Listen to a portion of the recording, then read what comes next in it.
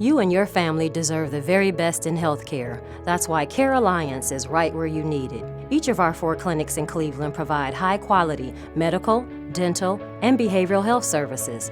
We welcome patients with or without insurance, or we can help you get insurance. Care Alliance, because everyone deserves quality healthcare. Schedule an appointment or just stop by. CareAlliance.org, 216-781-6724. Hey, what are you doing? Just throwing your empty bottle in the garbage. Don't you know plastics go in the blue container? Mayor Frank Jackson and the City of Cleveland are committed to keeping your neighborhood clean and green through the use of the city-issued trash and recycling carts. It's safe, convenient, and mandatory. For more information, contact the Cleveland Division of Waste Collection at 216-664-3717. How did you get to be so smart? I had a good teacher.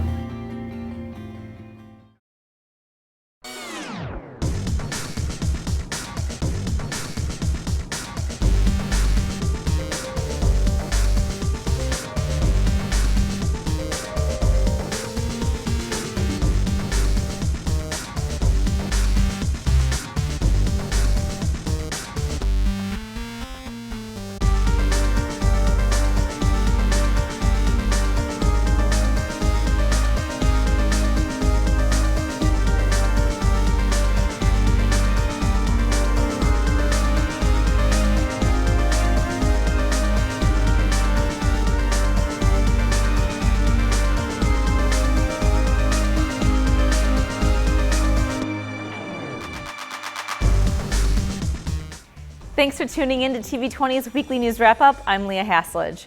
The Cleveland Division of Police has been hard at work to get violent offenders off the streets, especially those involved in gang activity. Commander Gary Gingell of the Bureau of Special Services and Chief Calvin Williams announced in a press conference the arrests of many of these offenders who are wanted for violent crimes and illegal gun possession. And from the beginning of the year, the impact units got over 42 gang indictments, along with the various crimes. 89 guns, including 3 today, taken in a search warrant today. 2 of the members of the Lakeview Lock Gang were arrested in one house, and 3 guns were taken out of that house. They have about 150 felony arrests this year, and they seized about $50,000. But the most important part of this thing is the gang indictments. These weapons are the work, the labor of our gang impact unit. They're out there day in and day out taking, as you can see, guns off the streets of the city to make it safer for everyone. The people of the city of Cleveland need to know that we're out there, we're watching. We definitely need your help when you see something going on in the community. And as evident by the table you see before you, there's a lot going on that we need to pay particular attention to. You can catch the Gang Impact press conference in its entirety on the TV20 YouTube channel. In 2013, community activist Yvonne Pointer went to Ghana, West Africa to break ground on a school she was building named after her daughter, the late Gloria Pointer. Last month, the Gloria Pointer Memorial School officially opened, and Ms. Pointer was there to celebrate this momentous occasion. For more information on the school and how you can help donate, visit YvonnePointer.com. In a special presentation held in the rotunda of Cleveland City Hall, Mayor Frank Jackson swore in the new members of the Community Police Commission. Before that, Colleen Cotter and Dr. Alex Johnson, co-chairs of Mayor Jackson's appointed selection panel, introduced the new members. This body will leverage the expertise and experience of its members to ensure that the Cleveland Division of Police recognizes and operates in a manner consistent with cooperative community understanding and engagement. More specifically, the Commission will make recommendations to the Chief of Police and the City of Cleveland, including the Mayor and City Council, on policies and practices related to community and problem-oriented policing, bias-free policing, and police transparency. The Commission will also work with the many communities that make up Cleveland for the purpose of developing recommendations for police practices that reflect an understanding of the values and priorities of Cleveland residents. And finally, the Commission will report to the city and community as a whole and provide transparency on police department reforms. The Commission includes individuals with decades of experience in Cleveland, as well as several young people who bring their own wisdom and optimism about a stronger Cleveland for everyone. They are men and women, Black, white, and Latino, straight and gay, those who have worked with the police and those who have been arrested by the police. They are as strong-willed as they are collaborative. They are committed to rebuilding our community trust and ensuring community engagement. They value transparency and dialogue. They are a richly diverse group, and their diversity will make them strong. After the members of the commission were announced, Mayor Frank Jackson swore them in, and the era of the Community Police Commission began. Your local fire station's goal is to engage the community and keep them safe. To do that, fire stations have instituted open houses throughout the summer where people can visit the station, meet real firefighters, and learn about fire safety. Oh, and did I mention they also have free ice cream? Let's take you to Fire Station 33 off West 117th Street to learn all about their recent open house.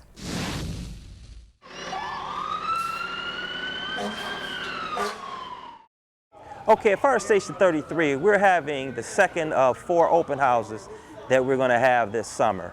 And basically what we're trying to do is promote the fact that the Cleveland Fire Department belongs to the community.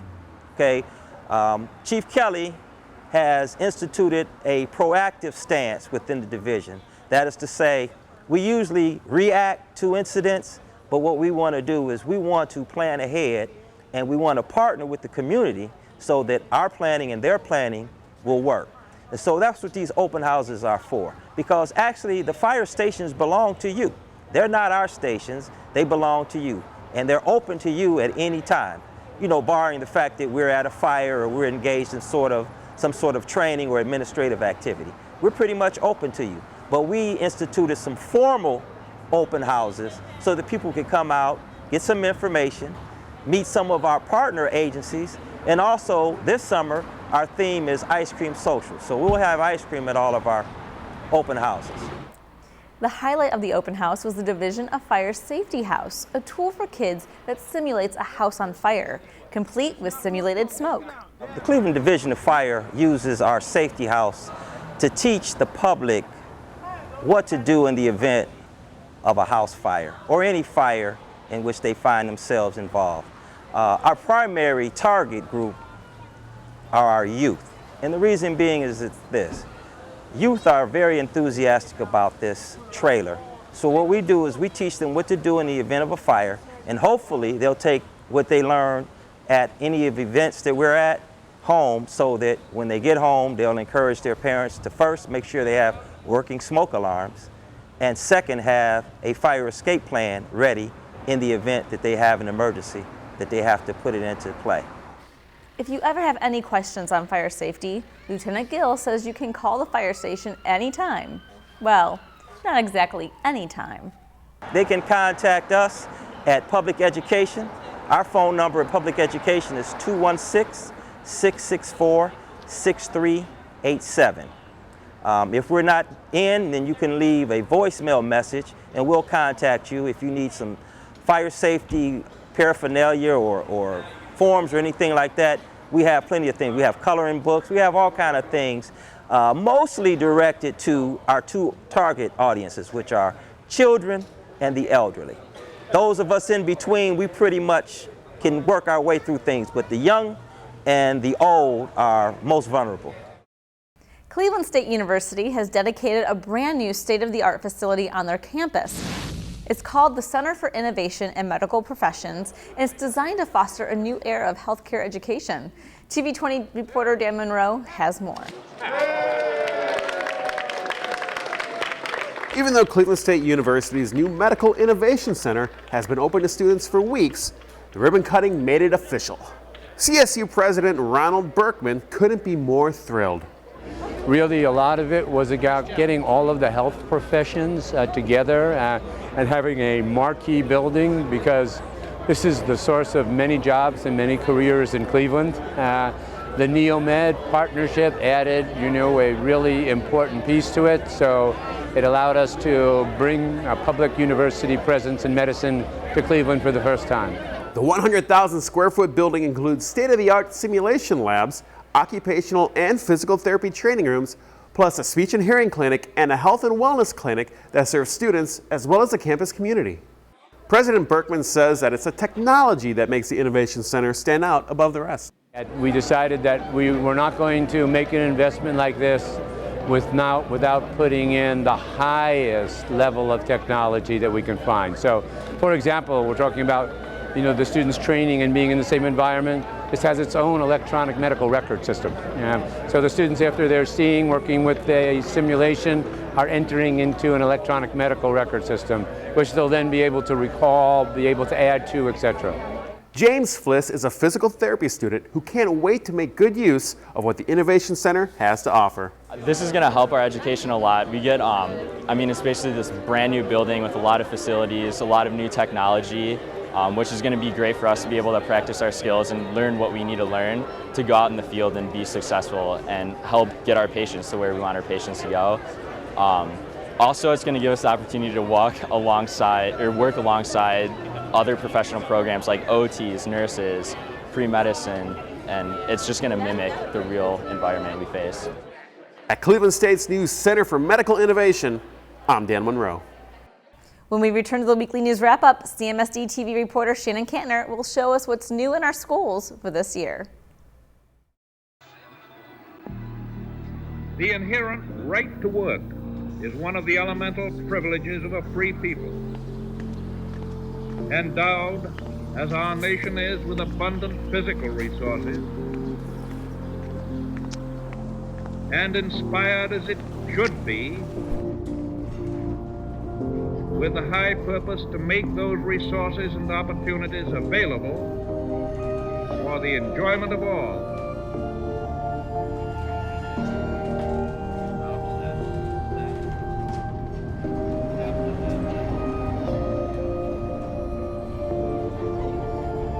We approach this problem of re-employment with the real hope of finding a better answer than we have now.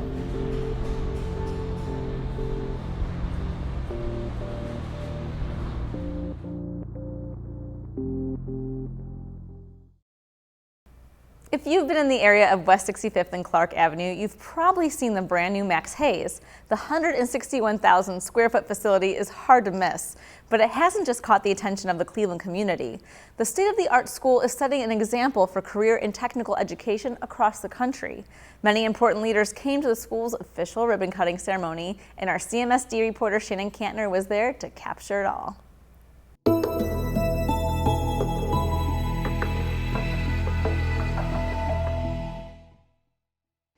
I'm here at the brand new Max Hayes where they just cut the ribbon on the new facility. Students have been enjoying classes here since August 18th, but this was a day for the whole community to celebrate the grand opening. There was a U.S. Senator here, Mayor Frank Jackson, and many more showing their support and excitement for the future of Max Hayes.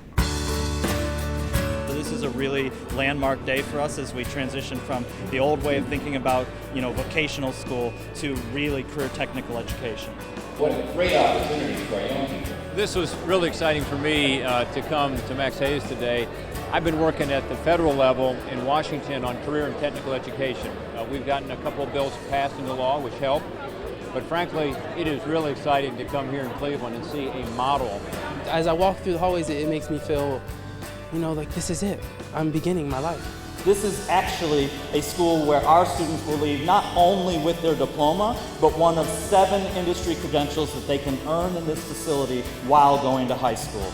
And that's what this is really about. Today we signed the agreement making the first statewide pre-apprenticeship program in a high school. Not only are we in a state-of-the-art facility, we're in a state-of-the-art facility with state-of-the-art programming. Our students in school are learning the construction trades, and when they graduate will go straight into the apprentice program as a union member instead of having to graduate high school and then learn the classes that allow them access. So it actually accelerates their opportunities dramatically. I believe in it. The building trades believes in that.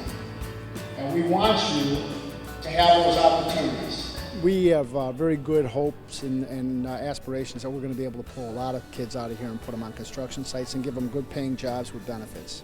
I'm taking this back to Washington, D.C. to show how it can be done. I think if anything tells you how much our city cares about education and how much it matters that our kids are educated for the workforce of Cleveland, today's representation shows you that. No matter what career area you choose, the staff at Max S. Hayes is here to support every student and equip them with the knowledge and skills to be successful. This is the year I began to shine. They're going to shine over here. I'm so excited for them for this new state-of-the-art facility. If there's one way to sum up all the excitement about the new Max Hayes, it's with the school philosophy. Ready, guys? Yep. All right. New day, new way, Max Hayes, hey, hey! Woo! Reporting from the new Max Hayes, Shannon Kantner, CMSD TV.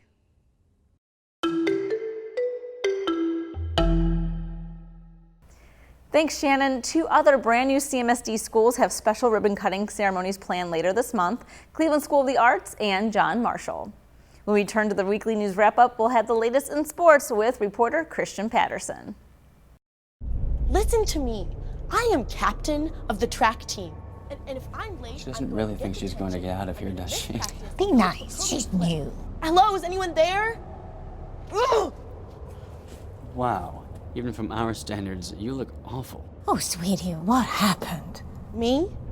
My friend Becky got to talk to this super cute boy, and I tried to act like I wasn't jealous, but I so totally was. And then out of nowhere, this concrete barrier just popped up. Maybe it was a semi. You mean you were driving? Yeah. I mean, I know the whole eyes on the road thing, but this was a super important text. Maybe you have to know, Becky. Texting? Great. But it was only like 5 seconds, and I'm a really, really fast texter, so it wasn't even a big deal. Actually, has she texted me back yet? Wow, I get like no bars in this place. I wonder if they have Wi-Fi here.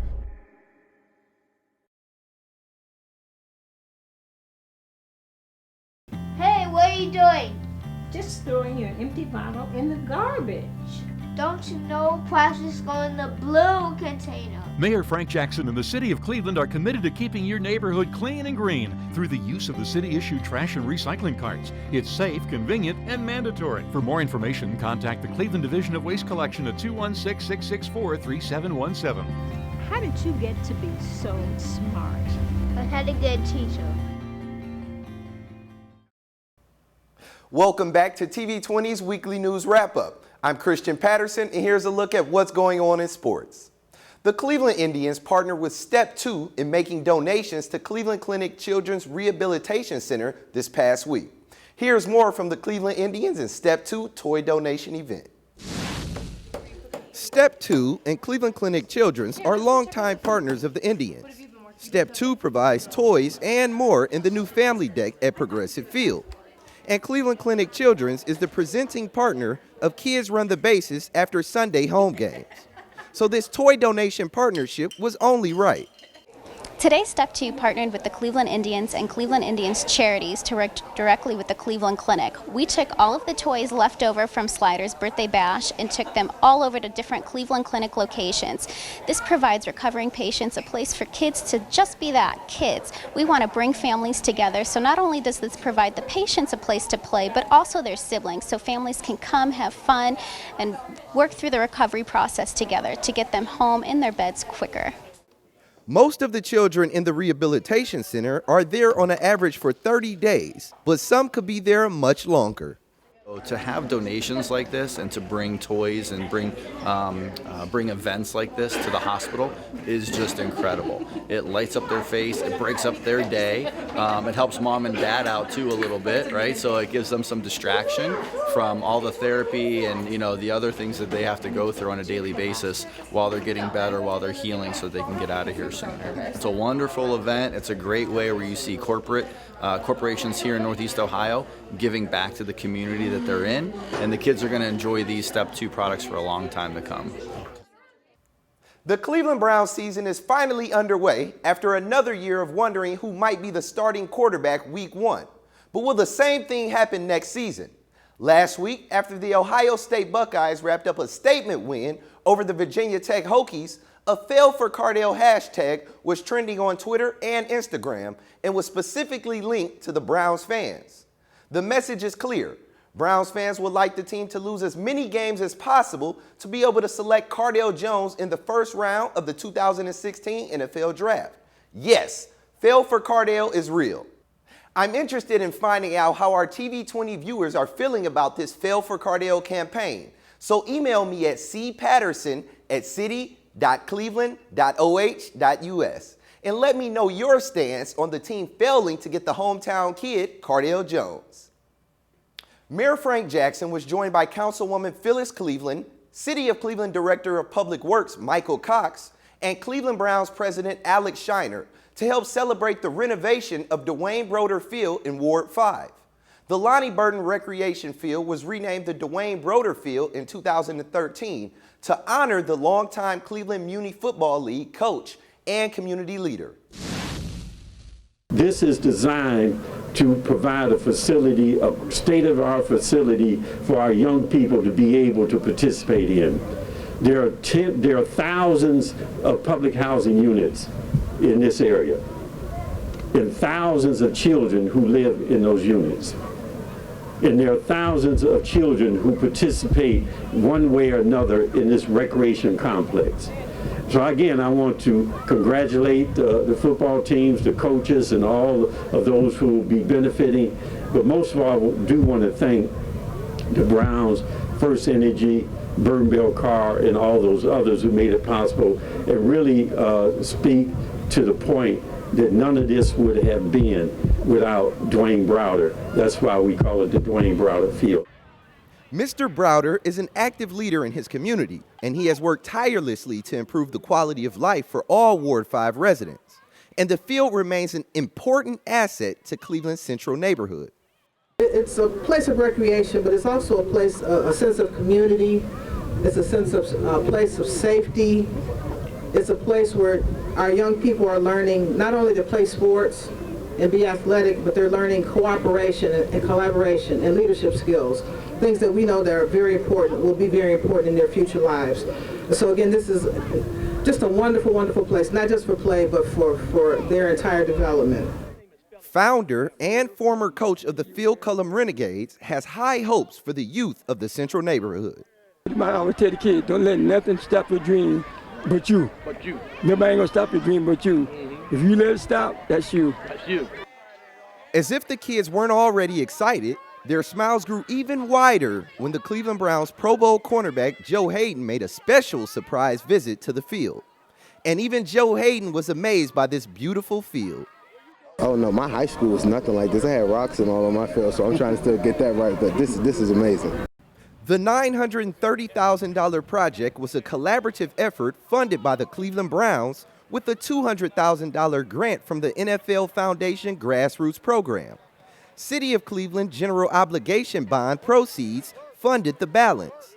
The Burton Bell & Carr Development Corporation also collaborated with the city and the Cleveland Browns on the project, and First Energy is currently working to install a sport lighting system for the field.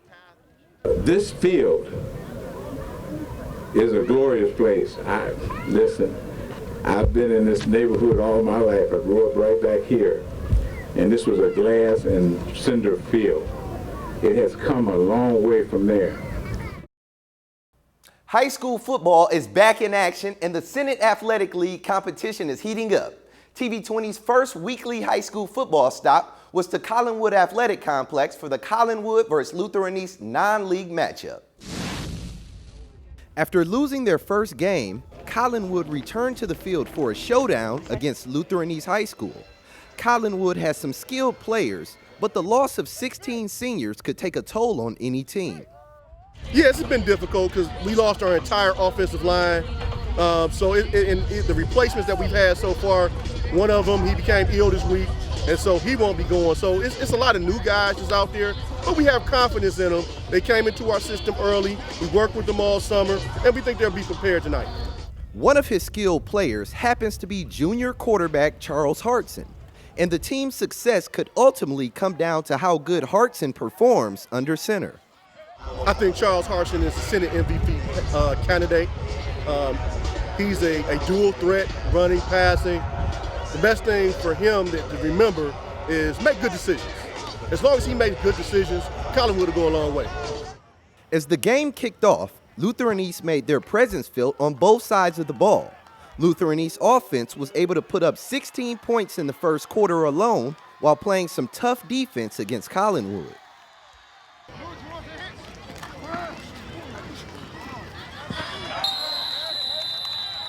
Collinwood quarterback Charles Hartson couldn't get any help on offense from his offensive line or from his receivers.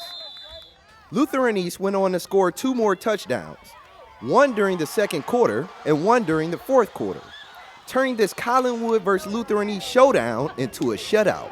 Final score, Lutheran East 32, Collinwood 0. Well, that's all I have for your TV20 Weekly Sports Wrap-Up. When we return from break, we'll have more with Leah. You make me wear my bike helmet. Taught me never to run with scissors. You tell me to stay away from drugs. To always buckle my seatbelt. And to follow the swimming rules. You're always looking out for me and trying to keep me safe. So why do you keep a loaded gun in your drawer? Here in the garage. Closet. Shoebox. Under the bed. Where anyone can get to it. How safe is that? How safe is that? How safe is that? You asked them to follow some safety rules. Now they're asking you. In fact, they're counting on you. Never let your gun get into the wrong hands. If you own a firearm and are not using it, please be responsible and be sure that it's stored in a safe place. Remember, always lock it up. For more information on firearm storage safety, visit ncpc.org. Welcome back to TV20's Weekly News Wrap-Up. A lot has happened in Cleveland over the last few weeks, and here are a few top stories in case you missed it. Bicyclists, walkers, and nature lovers rejoice. The first portion of the Cleveland Foundation Centennial Trail has opened. The trail is part of the Cleveland Metro Park's Cuyahoga Lake Link, a new network of trails and bridges that connect the river to the lake. Our own Dan Monroe was at the dedication and filed this report. Come out and play. That's what the Cleveland Metro Parks are inviting you to do around the Cleveland area, and as a special incentive, they are proud to announce the completion of the first portion of the Cleveland Foundation Centennial Trail. Why this is so significant is because we are actually at one of the parts in the break of the Cleveland Foundation Centennial Trail, which is a 1.3 mile trail that connects Scranton Road to Columbus currently, with the ultimate goal of going through Irishtown Bend, through the Stonebridge area, down to Willow Street, and then connecting to Wendy Park, the ultimate terminus of the trail, getting us to our great lake, Lake Erie, and then with the possibility of connecting Ed Hauser Way down to Edgewater Park. A dedication was recently held by the trail, and among the many speakers were Cleveland Mayor Frank Jackson and, visiting Cleveland for the first time ever, United States Secretary of the Interior, Sally Jewell. Mayor, thank you so much for the welcome to your city, and I'm learning a lot about Cleveland, and congratulations for all of the things that you're doing to connect your community to public lands, to connect your community to Lake Erie, and to the Towpath Trail, and to the Cuyahoga Valley National Park. This project is so important to Cleveland in many ways. One, as was mentioned, it does reclaim. It reclaims land, it reclaims assets in a way that that land and those assets can be used by people. used by people in a way to help improve their quality of life. Another is important thing about this project, it connects people and it connects neighborhoods. And it connects them in a way that it really provides us to become one city. It's like a drawstring drawing us together, in that we use this asset in a way that really helps us to be one city. Rob Thompson, Communications and Membership Manager for Bike Cleveland, couldn't be happier about the trail. It's absolutely fantastic seeing the Lake Link, well now I suppose the Centennial Trail moving forward like this. I think it's a long overdue connection for especially residents in the neighborhood, low-income residents from the public housing, to have access to the lake and the lake and the river. So we're very excited about it. As the Cleveland Metro Parks say, it is indeed time to come out and play. It's a birthday celebration for the United States Coast Guard as the specialized branch of our armed services turns 225 years old this year. Rear Admiral June Ryan is the senior Coast Guard commander for the 5 Great Lakes and the St. Lawrence Seaway. Recently, Admiral Ryan and her staff stopped by Mayor Frank Jackson's office to receive a special proclamation honoring 225 years of service for the Coast Guard. Well, today the mayor provided a proclamation to the United States Coast Guard in celebration of our 225th anniversary of being the United States Coast Guard. Started off as the Revenue Cutter Service back in 1790. After a brief photo op, Admiral Ryan sat down for a chat with Mayor Jackson. The mayor was curious as to what it's like to be a senior commander in the Coast Guard. Likewise, Admiral Ryan wanted to know what it's like to run the city of Cleveland as mayor. Looking back on the past 225 years of the Coast Guard, Admiral Ryan sees great things for the future. I think the future is very promising for the Coast Guard. I mean, the people that we have coming in, some of our people have actually graduate degrees and beyond. And so both the talent and the technology is just going to propel us even that much farther for our next 225 years. They say when one door closes, another door opens. The same can be said for the Cleveland Institute of Art, where they recently closed the door on their old home and opened the door on their new. 3, 2, 1.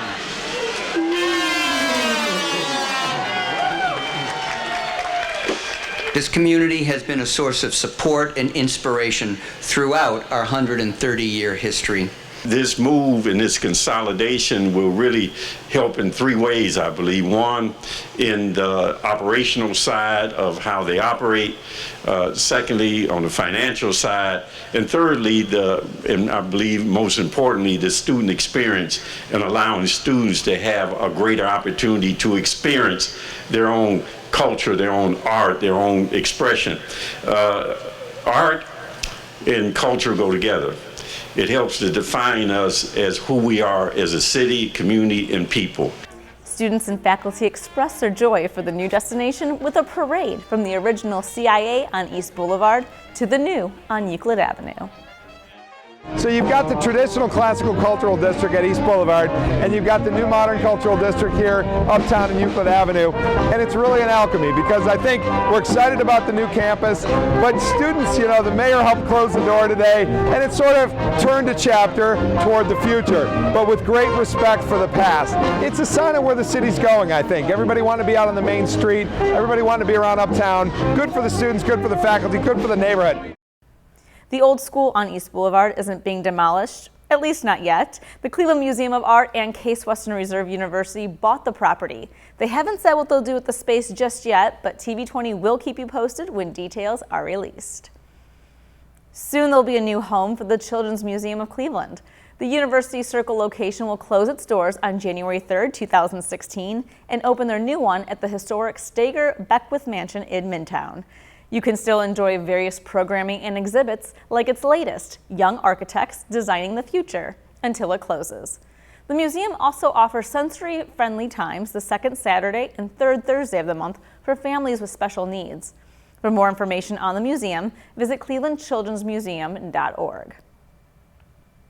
Labor Day weekend in Cleveland wouldn't be the same without the loud roar of the U.S. Navy Blue Angels or the U.S. Air Force Thunderbirds at Burke Lakefront Airport. Here's more with TV20 reporter Christian Patterson at the 51st Annual Cleveland National Air Show. The That's right, Leah. I'm down here at Burke Lakefront Airport for the 2015 Cleveland National Air Show. And it's great weather, great skies for planes to be in the air. And this event attracts thousands of viewers from all over to downtown Cleveland. So without further ado, let's hop into some of this action from the 2015 Cleveland Air Show.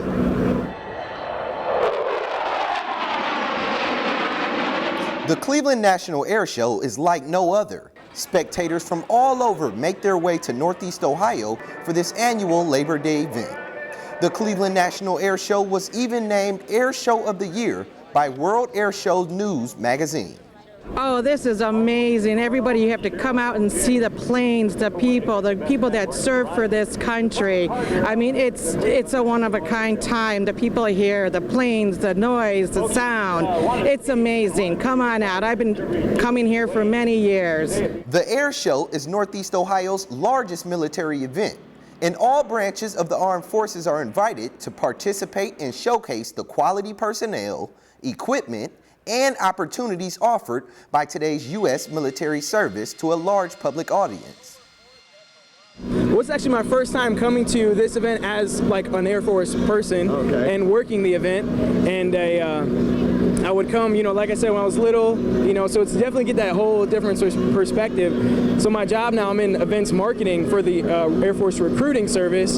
So it's a totally different perspective, trying to grab people's attention and get them to our footprint, our booth, and see what the Air Force is all about. Whether you like to observe the stationary aircrafts, check out the amazing speed of the Shockwave jet truck, or catch the United States Air Force Thunderbirds, what most people believe is the true attraction of the weekend. The Air Show has something for everyone. Oh, the Thunderbirds and the Blue Angels, I love them. That's the reason why I come down here. That's right. And with this being your first time, how are you enjoying yourself? I mean, I love it. I love to fly, and I just love seeing them doing all those tricks, and I love the color of that one especially. The C-130, the C-17, and the Cap plane. And what about you? Mine is just a C-130. I had an amazing time at the 2015 Cleveland National Air Show. We've seen some great aircrafts and learned some cool facts. What an amazing way to spend your Labor Day here in Cleveland, Ohio. From Burke Lakefront Airport, I'm Christian Patterson reporting for TV20. We are Cleveland. When you think of the airport, the last thing you probably would think of is art. But a recent poster design contest in partnership with the Cleveland National Air Show is hoping to change that.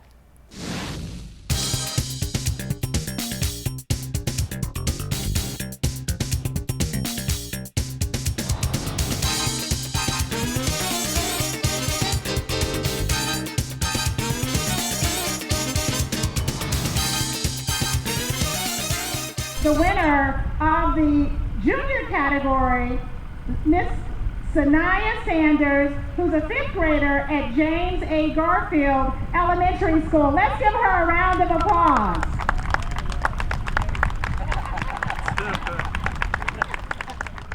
Well, it's the first year for the poster contest, but the art program at the airport has been in existence for at least 5 years now, 5 or 6 years.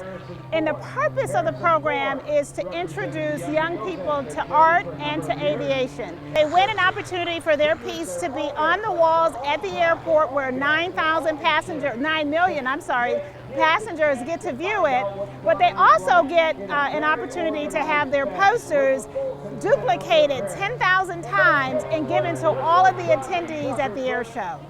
And an opportunity, right now her poster is on the walls at the airport, which is pretty cool.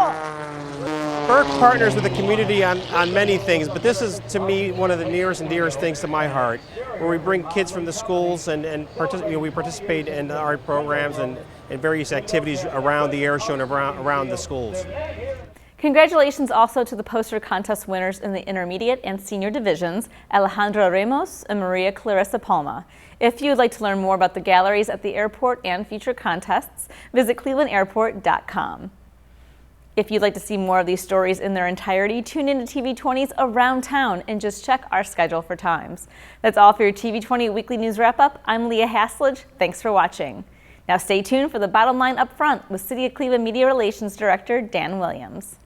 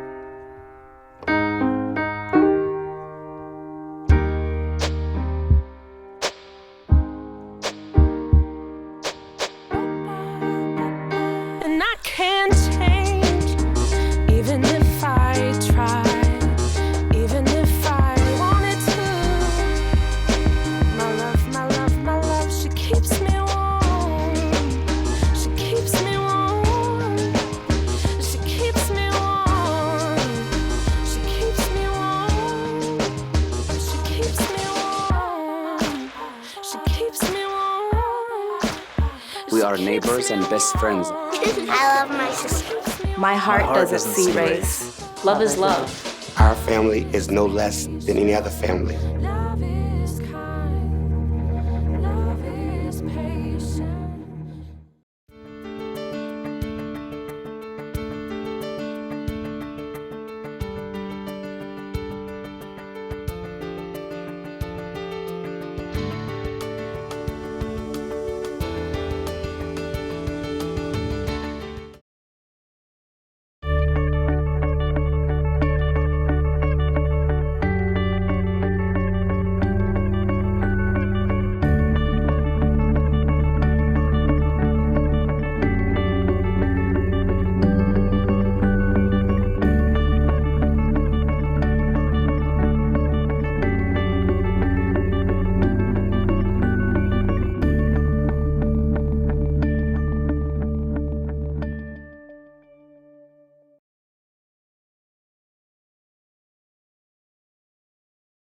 Hi, this is Don Voitella inviting you to watch the Polka Train right here on TV20.